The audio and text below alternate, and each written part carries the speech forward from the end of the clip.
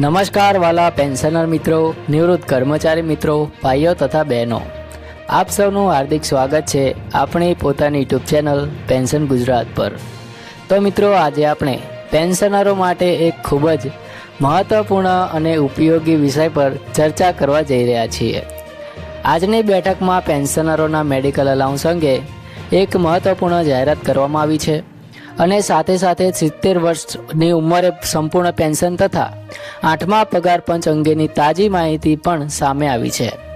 તેથી વિનંતી છે કે વિડીયો અંત સુધી જરૂરથી જોતા રહેજો, જેથી એક પણ મહત્વપૂર્ણ માહિતી તમારી પાસે ન રહી જાય।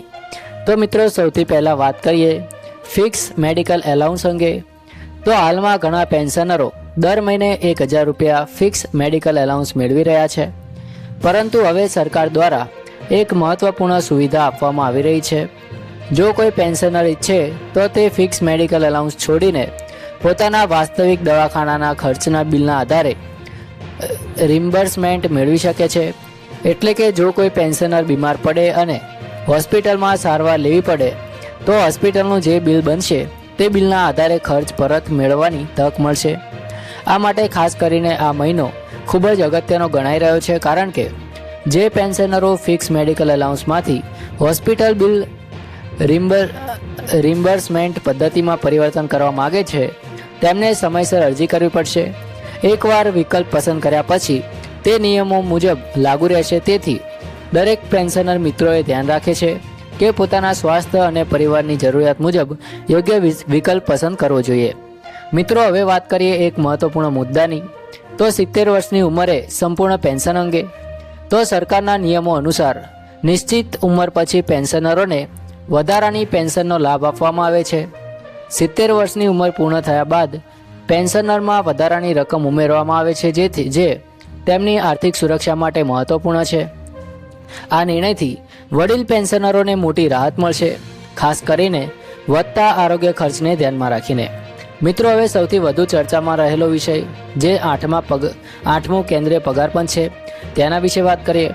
તો રાજ્યસભામાં પૂછાયેલા એક મહત્વપૂર્ણ પ્રશ્નના જવાબમાં નાણાં રાજ્યમંત્રી પંકજ ચૌધરીએ સ્પષ્ટ કર્યું છે કે સરકારે 3 નવેમ્બર 2025ના ઠરાવ દ્વારા 8મા પગાર પંચની રચના કરી દીધી છે। આ પંચને 18 મહિનાની અંદર પોતાની ભલામણો રજૂ કરવાની જવાબદારી સોંપવામાં આવી છે। અને મિત્રો, ઘણા પેન્શનરોમાં શંકા હતી કે 31 ડિસેમ્બર 2025 અથવા તે પહેલાં નિવૃત્ત થયેલા લોકોને 8મા પગાર પંચ મુજબ સુધારેલું પેન્શન મળશે કે નહીં।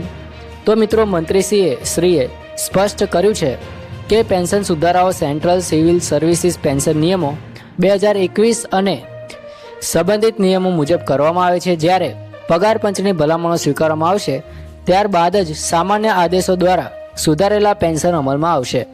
એટલે કે નાણાં બિલ 2025 આપમેળે પેન્શન સુધારો લાવતું નથી, પરંતુ સરકારના સત્તાવાર આદેશ પછી જ તેનો અમલ થશે।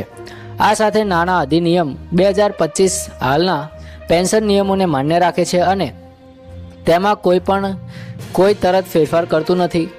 એટલે કે હાલના પેન્શનરોના અધિકારો યથાવત રહેશે। જ્યારે 8મું પગાર પંચની ભલામણો આવશે અને સરકાર તેને મંજૂર કરશે ત્યારે જ નવા ધોરણો લાગુ થશે। મિત્રો, આ તમામ માહિતીનો સાર એ છે કે પેન્શનરો માટે હાલમાં મેડિકલ એલાઉન્સ અંગેનો નિર્ણય ખૂબ જ મહત્વનો છે। 70 વર્ષની ઉંમરે વધારાની પેન્શનનો લાભ ઉપલબ્ધ છે અને 8મા પગાર પંચ અંગે સરકાર તરફથી પ્રક્રિયા શરૂ થઈ ચૂકી છે। આવનારા સમયમાં ચોક્કસપણે પેન્શન સુધારાઓ અંગે વધુ સ્પષ્ટતા મળશે। તો આજની માહિતી તમને ઉપયોગી લાગી હોય તો વિડીયોને જરૂરથી લાઇક કરજો અને ચેનલને જરૂરથી સબસ્ક્રાઈબ કરી લેજો। જય હિન્દ, વંદે માતરમ।